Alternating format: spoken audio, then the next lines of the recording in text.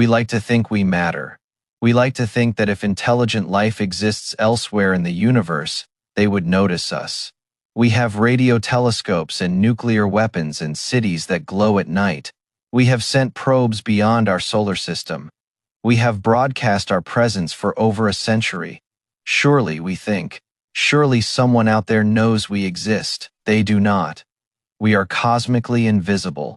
The universe cannot see us, because the physics of information makes detection essentially impossible. This is a difficult truth to accept. We are accustomed to being visible on Earth. Our presence is obvious. We have reshaped continents. We have altered the atmosphere. We have filled the electromagnetic spectrum with our chatter. From any vantage point on our planet, the evidence of human civilization is overwhelming. But zoom out far enough, and we vanish. From the moon, Earth shows no obvious signs of civilization. From Mars, Earth is just a bright point of light. From the nearest star, our planet is undetectable except as a faint wobble in the Sunday's motion or a tiny dimming during transit. The signatures of our civilization disappear entirely. This is not about our technology being primitive. This is not about needing better transmitters or brighter signals. This is about the fundamental physics of information transmission across interstellar distances. The barrier is not technological. It is physical, and it applies to any civilization trying to detect any other civilization across the gulfs of space. We are invisible. Not hidden, not obscured, invisible. The difference matters. Hidden implies we could be found with sufficient effort.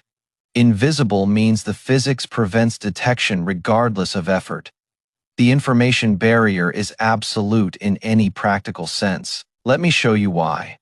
Let me walk through the physics of information and distance. Let me demonstrate that our cosmic invisibility is not a failure of effort, but a consequence of living in a universe where information decays with distance and time, erases all signals eventually. Start with our electromagnetic signature. For about 120 years, humanity has been producing radio waves that leak into space. These waves travel outward at the speed of light, forming an expanding sphere of detectability around Earth. This sphere is now roughly 120 light-years in radius, encompassing perhaps 10,000 stars. This expanding sphere is sometimes called humanity's electromagnetic bubble. It marks the boundary of our potential detectability. Beyond this boundary, our radio signals have not yet arrived. Within it, they have passed through and faded into the cosmic background. The first radio signals to leave Earth were generated by early experiments in the late 19th and early 20th centuries. These were weak, unfocused, and would be utterly undetectable at interstellar distances. But they marked the beginning of our electromagnetic presence. By the 1920s, commercial radio broadcasting had begun. By the 1950s, television was widespread. By the 1960s, powerful military radars were scanning the skies. Each of these technologies added to our electromagnetic signature, but none of them made us visible. 10,000 stars sounds like a lot, but the Milky Way contains roughly 400 billion stars. Our radiosphere encompasses about 1/40 millionth of the galaxy, and even within that tiny sphere, our signals are almost certainly undetectable. The signals that leak from Earth are weak. Television broadcasts, radio stations, cellular networks, these transmit at powers measured in kilowatts or less. By the time these signals reach even the nearest stars, they have spread so thin that they are indistinguishable from the cosmic background noise. Frank Drake, the pioneer of SETI, calculated the detectability of Earth's television signals. His conclusion was sobering. An alien civilization with technology similar to ours could not detect our television broadcasts from even the nearest stars. The signals are simply too weak. This is the inverse square law at work. When a signal spreads in all directions, its power per unit area decreases with the square of the distance. Double the distance, quarter the signal strength, increase the distance by 1,000 times, reduce the signal strength by 1,000,000 times. By the time our signals reach interstellar distances, they have effectively ceased to exist. Our strongest deliberate signals are planetary radars, used for mapping asteroids and planets. The Arecibo radar, before its collapse, could transmit at about 1 megawatt focused into a narrow beam. This was Earth's loudest voice, our most powerful shout into the cosmos. Even this powerful beam becomes undetectable beyond a few hundred light years. The beam spreads as it travels, the power disperses, and the signal vanishes into the noise. Our loudest shout becomes a whisper and then silence across interstellar distances, and our electromagnetic signature is declining, not increasing. The shift from broadcast television to cable and streaming means fewer signals leaking into space. The shift from analog to digital transmission makes signals harder to distinguish from noise. The shift from omnidirectional broadcasting to targeted cellular networks reduces our cosmic footprint. Humanity may have already passed its peak electromagnetic visibility. Future civilizations, if they exist in our region of space, might look back at the 20th and early 21st centuries as our bright period, a brief flash of radioactivity that faded as quickly as it began. This decline is not unique to us. Any civilization that develops similar technology would likely follow a similar path. A brief period of leaky, inefficient broadcasting, followed by more efficient, quiet communication methods. The window of electromagnetic visibility might be very narrow for any civilization. The cosmic microwave background provides a noise floor that all signals must exceed to be detectable. This background radiation, the afterglow of the Big Bang, fills all of space with a faint hiss at radio frequencies. Any artificial signal must be stronger than this hiss, and our signals are not strong enough at interstellar distances. But weak signals are only part of the problem. There is also the question of directionality. Most of our signals are not aimed at specific stars. They leak in all directions, further dispersing their already limited power. An alien civilization would need to be in exactly the right place to intercept our transmissions. Consider a television broadcast from Earth. The signal radiates outward in a cone determined by the broadcast antenna's pattern. Most of the power goes toward the horizon, where viewers live. Very little goes straight up toward the stars. The signal that reaches space is a tiny fraction of the total broadcast power. Even our deliberate messages have been brief and sporadic. The famous Arecibo message of 1970 lasted just 3 minutes. It was aimed at a globular cluster 25,000 light-years away and will not arrive for another 25,000 years. By the time it arrives, it will be extraordinarily faint. We have sent no sustained, powerful beacon into space. We have no lighthouse broadcasting our existence continuously to the cosmos. Our signals are accidental leakage and occasional symbolic gestures, nothing that would stand out against the cosmic background. The Voyager spacecraft, now beyond the edge of the solar system, carry golden records with messages from Earth. These are often cited as our calling cards to the cosmos, but the Voyagers are not transmitting these messages. They are simply carrying them, passive artifacts drifting through interstellar space. The chance of any alien civilization finding a Voyager spacecraft is essentially zero. Space is too vast. The Voyagers are too small. They will drift for billions of years without encountering anything. The golden records are messages in bottles thrown into an ocean of infinite emptiness. The Voyagers do transmit radio signals back to Earth, but these are weak, only about 20 watts, the power of a small light bulb. These signals are barely detectable by the largest radio telescopes on Earth. From any significant distance, they would be utterly invisible. Even the Pioneer plaques, the first physical messages sent beyond the solar system, are essentially invisible. They are small metal plates attached to spacecraft that will drift silently through interstellar space forever.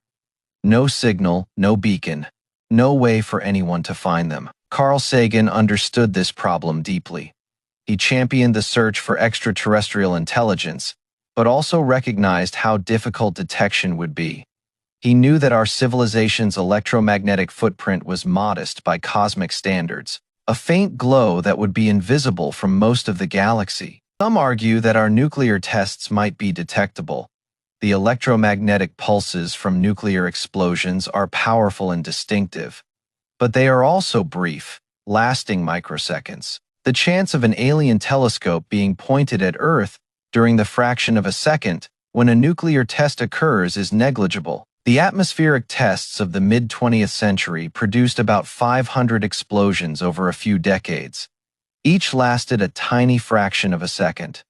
The total time our nuclear signature was visible was perhaps a few seconds against the cosmic background over interstellar distances. This is nothing. Our city lights are sometimes cited as evidence of civilization from space. The night side of Earth glows with artificial illumination. Surely advanced telescopes could detect this glow from nearby stars. They cannot. The light from our cities is millions of times fainter than the reflected sunlight from Earth's day side. It would be invisible. An alien astronomer observing our solar system would see the Sunday bright and obvious. They might detect Earth as a faint point of reflected sunlight, a pale blue dot occasionally transiting the solar disk. But the signatures of civilization, the radio waves, the city lights, the atmospheric pollution, would be utterly invisible. This is worth contemplating in detail. Imagine an astronomer on a planet orbiting a star 10 light-years away. They have technology similar to ours. They point their best telescope at our Sunday. What do they see? They see the Sunday as a yellowish star of average brightness. If they observe carefully over many years, they might detect tiny wobbles in the Sunday's position caused by Jupiter's gravitational pull. They might detect periodic dimming as Earth transits the solar disk, blocking a tiny fraction of the Sunday's light. From these observations, they might deduce that planets exist around our Sunday. They might even estimate the size and orbital period of Earth. With very sophisticated analysis, they might detect traces of oxygen and water vapor in Earth's atmosphere, suggesting the presence of life. But intelligence, technology, civilization, these would leave no detectable trace. The radio signals would be far too weak. The city lights would be utterly invisible. The atmospheric pollution would be masked by natural processes. The alien astronomer would see a life-bearing planet, but no evidence of intelligent life. This is a sobering thought. Even from the nearest stars, our civilization is invisible. The gulf of 10 light-years, a trivial distance by cosmic standards, is sufficient to erase all evidence of our technological presence. We might as well not exist. Atmospheric pollution might seem like a detectable signature. Our industries have changed Earth's atmospheric composition, adding carbon dioxide, methane, and chlorofluorocarbons that would not exist naturally. In principle, these could be detected spectroscopically from interstellar distances.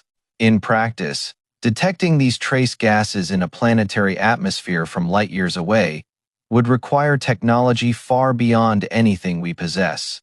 The James Webb Space Telescope can characterize exoplanet atmospheres to some degree, but detecting industrial pollution at interstellar distances would require instruments of extraordinary size and sensitivity. The James Webb Space Telescope, our most advanced space observatory, can detect broad atmospheric features of large exoplanets orbiting close to their stars. But Earth, like planets in Earth-like orbits, are far more difficult. The signal is tiny, the noise is enormous, and the observation time required would be years or decades for a single target. Future telescopes might do better. Proposed missions like the Habitable Worlds Observatory could potentially detect biosignatures in the atmospheres of nearby Earth, like planets. But even these ambitious instruments would struggle to detect technosignatures, the specific chemical or electromagnetic indicators of technology. The gap between detecting life and detecting intelligent life is enormous. Oxygen in an atmosphere suggests biology. Chlorofluorocarbons suggest industry. but chlorofluorocarbons exist in Earth's atmosphere at parts per trillion, concentrations that would be extraordinarily difficult to detect from even the nearest stars. And even if such pollution were detected, it would not necessarily indicate intelligence. Natural processes can produce methane. Volcanic activity can alter atmospheric composition.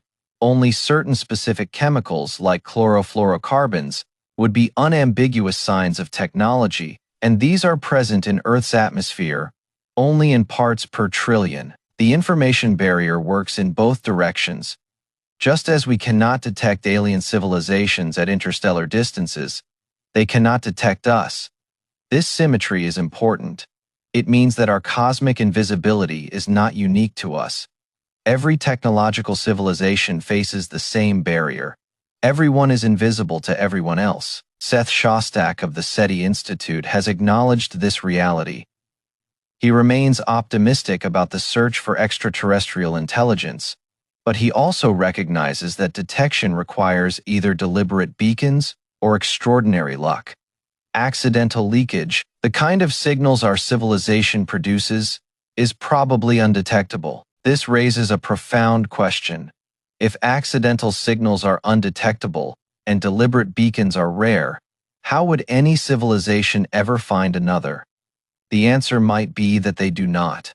The information barrier might be so severe that interstellar detection is essentially impossible. This is the central insight of the information barrier. It is not merely that detection is hard. It is that detection requires a conjunction of circumstances so improbable that it might never occur in the lifetime of any civilization. Think about what detection requires. An alien civilization must exist at the same time as us. They must be close enough for signals to be detectable. They must be broadcasting deliberately and powerfully.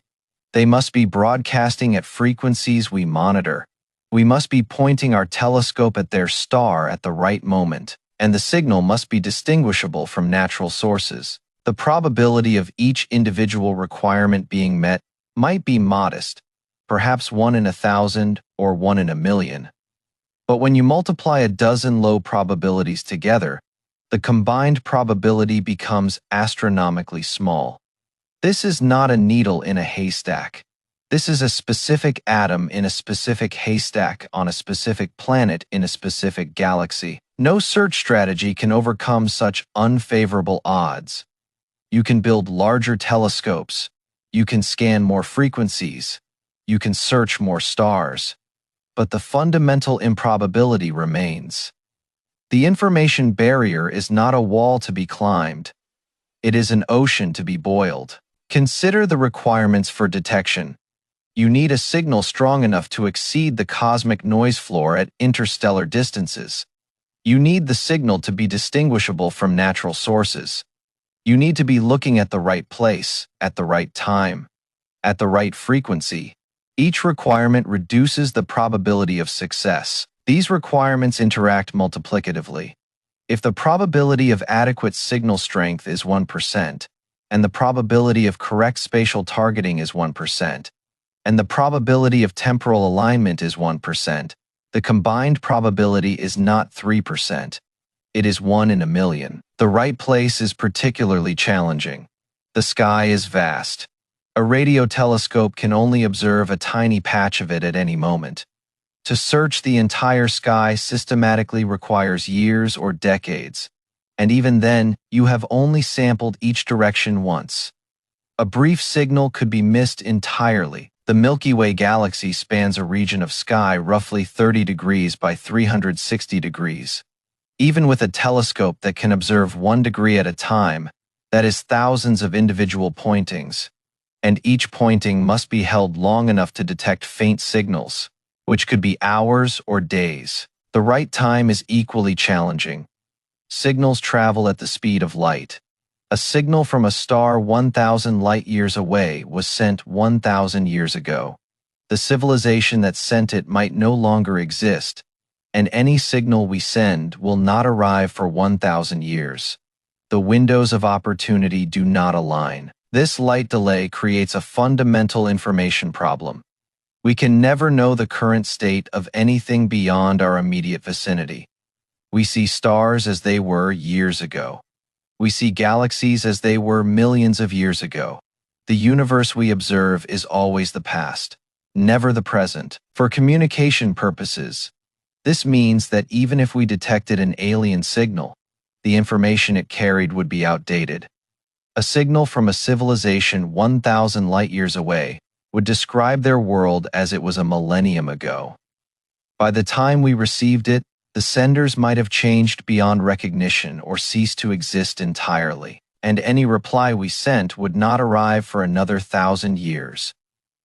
2,000 years for a single exchange of messages. No meaningful conversation is possible on such timescales. Communication requires responses within reasonable time frames. The universe's speed limit makes interstellar conversation physically impossible. Civilizations exist for finite periods. They emerge, develop technology, and eventually end. If a civilization lasts 1,000,000 years, and the galaxy is 10 billion years old, any given civilization exists for only 1/10,000th of galactic history. The chance of two civilizations existing simultaneously and being close enough to communicate is vanishingly small. The right frequency is the final challenge. Radio signals can span a vast range of frequencies.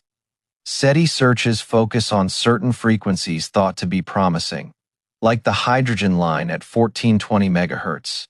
But an alien civilization might use entirely different frequencies. We might be listening to the wrong channel. Multiply these probabilities together. The probability of adequate signal strength, of correct spatial targeting, of temporal alignment, of frequency matching, and the result approaches zero. The cosmic haystack is too large. The needles are too small. Detection is not merely difficult. It is effectively impossible. Brian Cox has spoken about this cosmic invisibility. He notes that the same physics that allows stars to shine prevents their signals from being easily detected. The inverse square law that lets light travel vast distances also ensures that light becomes too faint to detect at vast distances. The universe is built for isolation. Cox suggests that we should not be surprised by the cosmic silence. The silence is what the physics predicts. A universe where civilizations could easily detect each other would require different physical laws. Our universe, with its inverse square law and its cosmic noise floor, is a universe where civilizations are isolated by default. Cox has made this point in lectures and documentaries. He compares the universe to a vast dark room. Everyone is inside the room, but the room is so large and so dark that no one can see anyone else. You can shout, but the room absorbs sound. You can wave your arms, but no one can see. The darkness is not an accident. It is the fundamental condition. We are all in the dark room together. We are all waving. We are all shouting, and no one can see or hear anyone else. The information barrier ensures this isolation. The physics makes it permanent. This isolation is not a failure of technology. It is not something that more advanced civilizations have overcome. It is a feature of the universe itself, built into the fundamental laws that govern how information propagates through space. Some suggest that a sufficiently advanced civilization might build enormous transmitters, megastructures that broadcast at stellar power levels. This is theoretically possible. A Dyson sphere civilization could harness the entire output of their star and direct it into a communication beam. A Dyson sphere, first proposed by physicist Freeman Dyson in 1960, is a hypothetical megastructure that completely encompasses a star, capturing most or all of its energy output. Such a structure would radiate enormous amounts of infrared energy as waste heat, making it potentially detectable from interstellar distances. If a Dyson sphere civilization chose to communicate, they could direct a significant fraction of their star's energy into a communication beam.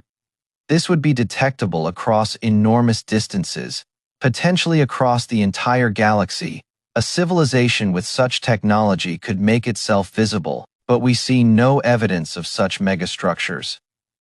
We have searched for the infrared signatures of Dyson spheres and found nothing conclusive. Either such civilizations do not exist, or they do not build such structures, or they do not broadcast in ways we can detect. The silence persists. The absence of Dyson sphere signatures in our surveys of millions of stars is striking.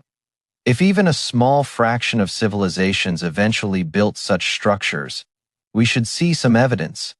The absence suggests that either advanced civilizations are extraordinarily rare, or they do not follow the path of mega-engineering we imagine. The absence of megastructure signatures is itself informative. It suggests that even civilizations far more advanced than ours do not build galaxy-spanning communication networks. Perhaps the energy costs are too high. Perhaps the benefits are too uncertain.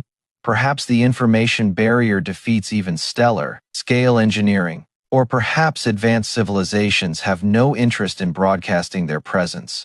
Perhaps they have learned that cosmic silence is prudent. Perhaps they have encountered dangers that make visibility undesirable. We cannot know because they are not talking. Our own civilization has not attempted to build a powerful beacon. We have the technology to construct a transmitter that could be detected from nearby stars. The Arecibo telescope could have been used for continuous transmission rather than occasional research, but we chose not to. The expense seemed unjustified for uncertain returns. If we are not building beacons, why assume others are? The same economic logic applies to any civilization. Building and operating a powerful interstellar beacon requires sustained commitment over centuries or millennia. The benefits are speculative. The costs are immediate. It is not obvious that rational civilizations would make this investment. This is the information paradox of the cosmos. Everyone wants to receive signals, but no one wants to send them. Listening is cheap. Transmitting is expensive. The result is a galaxy full of listeners and no broadcasters. The silence is self-perpetuating. Even if some civilizations do broadcast, the signals might be unrecognizable. Advanced civilizations would likely use efficient encoding that maximizes information per unit energy. Efficient encoding looks like noise to receivers that do not know the code. We might be awash in alien signals and unable to distinguish them from the cosmic background. Modern human communication has already moved in this direction. Digital signals are more efficient than analog, but also harder to recognize as artificial spread. Spectrum signals distribute energy across many frequencies, making them more resilient but less obvious. Compressed and encrypted signals look random to anyone without the key. If our communication technology has moved from obvious to obscure in just a few decades, imagine what millions of years of evolution might produce. Alien signals might be so efficiently encoded that they would be indistinguishable from thermal noise. We might be bathed in alien broadcasts and have no way to recognize them. This possibility is deeply unsettling.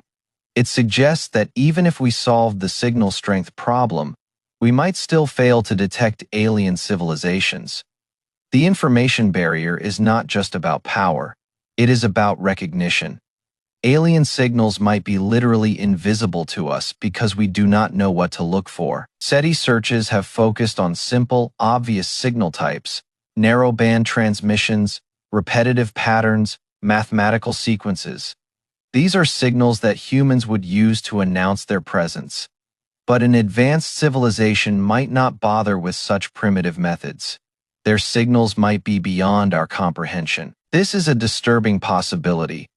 The information barrier might not be about signal strength at all.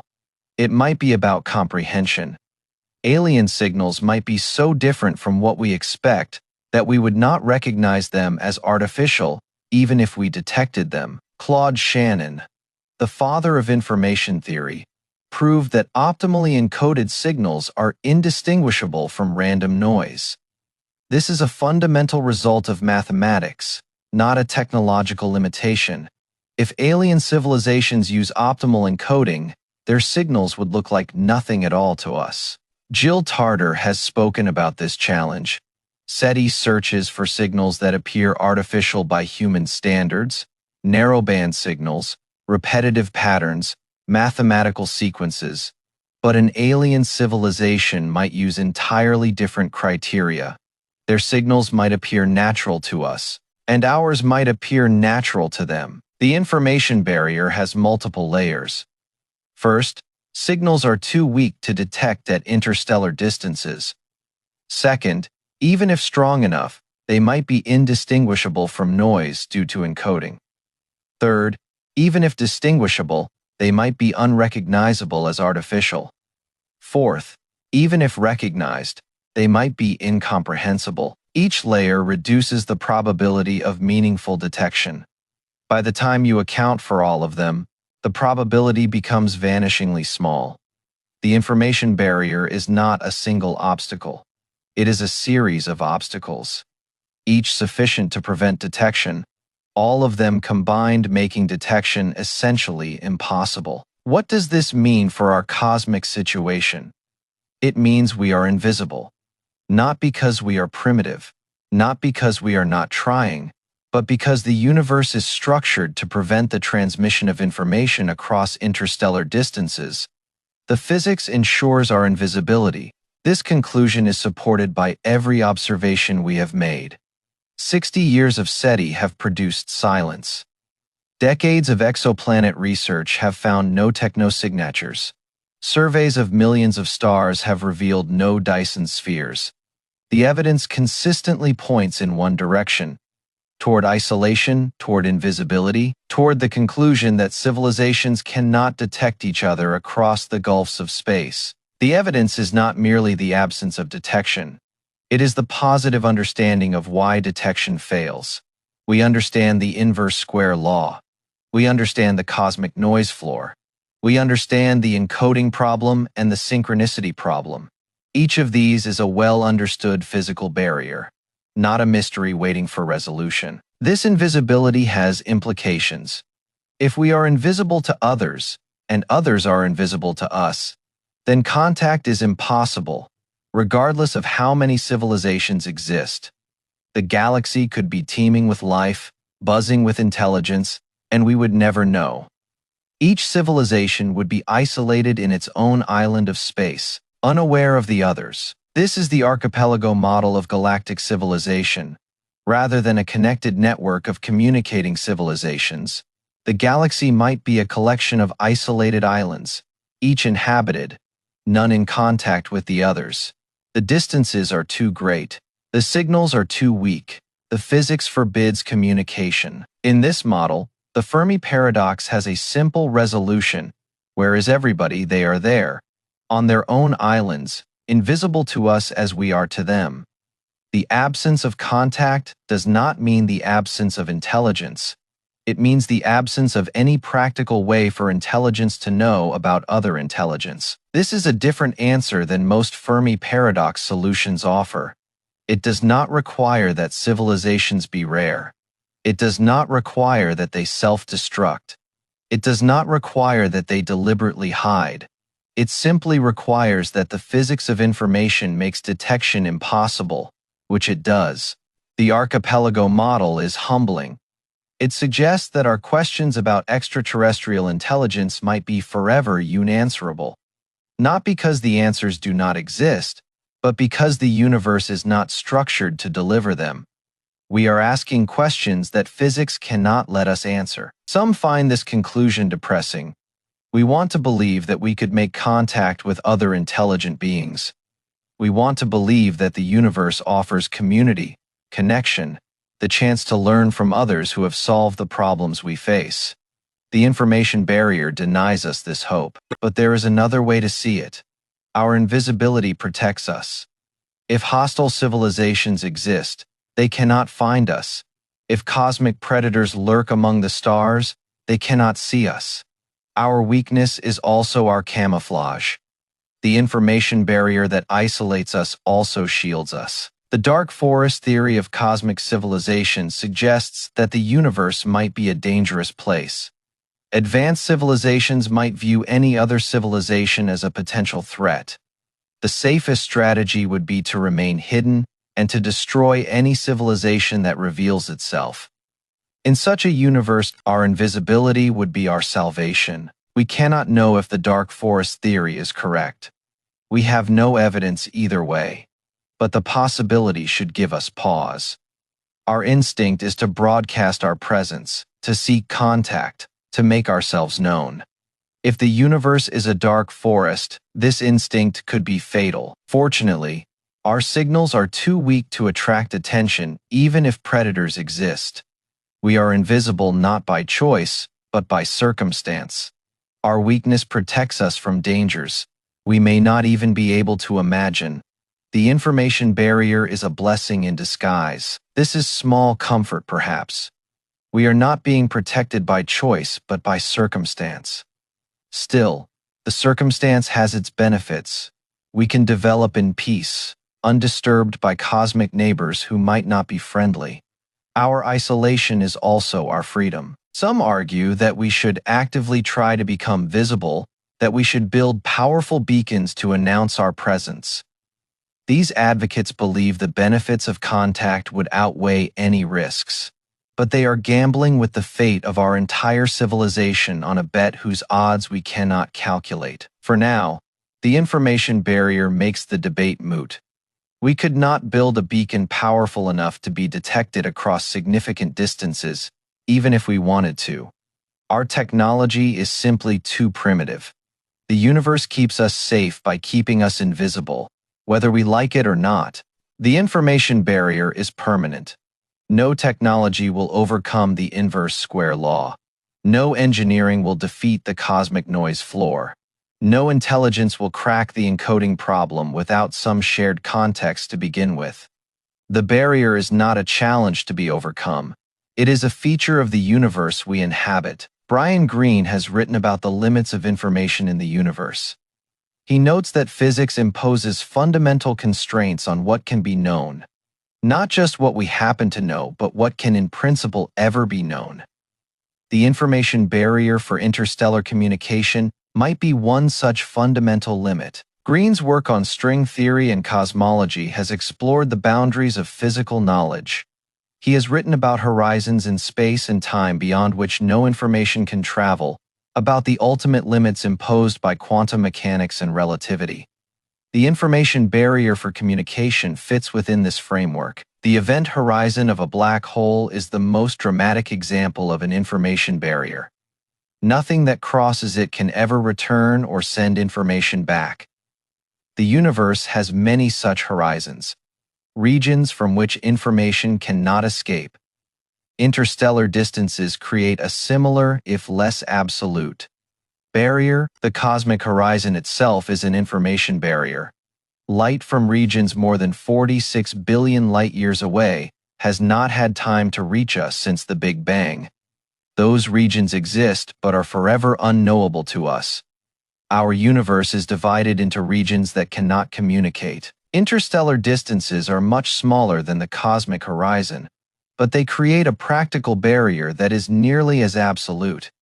The signals are too weak, the noise is too strong, the probabilities are too small. In practice, stars more than a few hundred light-years away are beyond our detection horizon.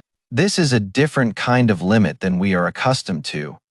We are used to technological limits that can be pushed back. We are used to scientific limits that can be transcended with new discoveries. But fundamental physical limits cannot be overcome. They are woven into the fabric of reality. The speed of light is one such limit. The conservation of energy is another.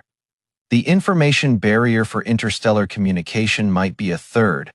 It might be a fundamental feature of universes, like ours, where distance dilutes signals and noise corrupts information. Accepting this limit requires a shift in perspective. We must stop expecting contact. We must stop waiting for signals that will never come. We must accept that we are alone in any practical sense, even if we are not alone in principle. This shift is difficult. For decades, SETI has promised that contact might be imminent. Science fiction has filled our imagination with alien encounters, The desire to not be alone is deeply human. Accepting cosmic isolation feels like giving up on a fundamental hope, but accepting reality is not the same as giving up. We can accept that interstellar detection is impossible while still valuing the search. The search teaches us about ourselves, about our place in the universe, about the limits of what we can know. These lessons are valuable even if contact never comes. We can also redirect our hopes. Instead of hoping for contact with distant civilizations, we can hope for the long-term survival of our own civilization. Instead of expecting messages from the stars, we can focus on the messages we send to our own future generations. The information barrier does not prevent us from leaving marks on the universe. It only prevents those marks from being noticed by others. We can still build, create, explore, and wonder. Our invisibility to others does not make us invisible to ourselves. This acceptance is not defeat. It is clarity. It is seeing our situation as it actually is, not as we wish it to be. The universe has isolated us. Understanding this isolation is the first step toward finding meaning within it. The philosopher Albert Camus wrote about finding meaning in an absurd universe. Our cosmic invisibility is one aspect of that absurdity. We exist, we think, we wonder, and no one can perceive us. The absurdity of this situation does not negate the meaning we can create within it. We are cosmically invisible. This is not a temporary condition. This is not something we will outgrow as our technology improves. This is our permanent state in a universe where information cannot travel freely between the stars. The barrier is absolute. The invisibility is complete. Look at the night sky. See the stars scattered across the darkness. Know that we are invisible to any observers around those stars. Know that they are invisible to us. Know that the vast distances that separate us also silence us. We cannot call out. We cannot be heard. We are alone in the dark. This is the truth about our cosmic situation. This is the information barrier. This is why we are invisible. The physics is clear. The conclusion is unavoidable. We will never be seen. We will never be heard. We are ghosts in a universe that cannot perceive us. But ghosts can still exist. Ghosts can still think. Ghosts can still wonder. Our invisibility does not diminish our existence. It simply defines our context. We are alone and invisible and thinking about it. That thinking is something that wondering is human.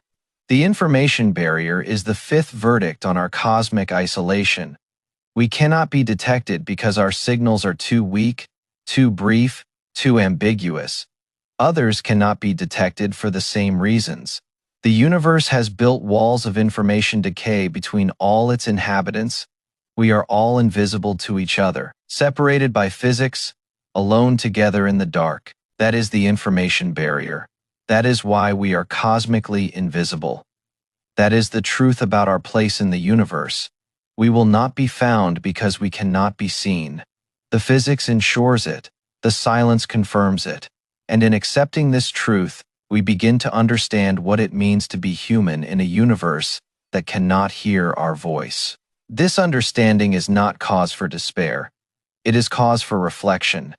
We are a species that emerged from cosmic dust, developed consciousness, built civilizations, and asked questions about our place in the universe. The fact that the universe cannot hear our questions does not make them less worth asking. Our invisibility does not negate our existence. We still experience. We still wonder. We still create meaning in a universe that offers none.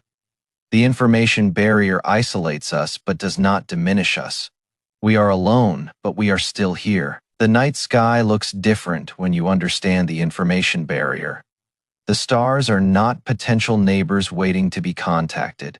They are other islands in an archipelago of isolation, each potentially inhabited, none in communication. The beauty remains, but the hope of connection fades. Perhaps this is how it should be. Perhaps the universe would be a different place if civilizations could easily detect each other. Perhaps the isolation that frustrates us also protects us. We cannot know what cosmic neighbors might be like, whether they would be friendly or hostile, curious or indifferent. Our invisibility shields us from all of them. This is the cosmic condition. This is the information barrier. This is our permanent state of invisibility in a universe too vast for signals to carry meaning across its gulfs. We are ghosts who exist but cannot be perceived. We are voices that speak but cannot be heard. We are here, but no one knows. And yet we continue to look at the stars. We continue to search for signals that will never come. We continue to hope for contact that physics denies. This persistence is human. This reaching toward the unreachable is who we are. The information barrier cannot stop us from wondering, even if it stops us from being found.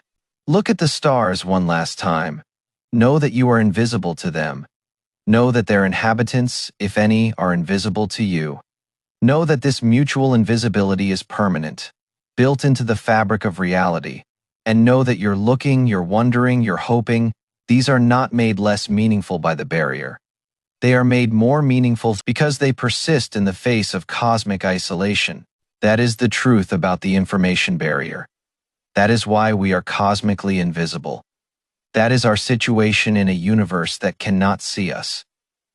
The physics is clear, the isolation is complete, and in understanding this, we find not despair but clarity, not defeat but definition. We are the invisible ones, the unseen questioners, the ghosts who wonder, and our wondering is enough.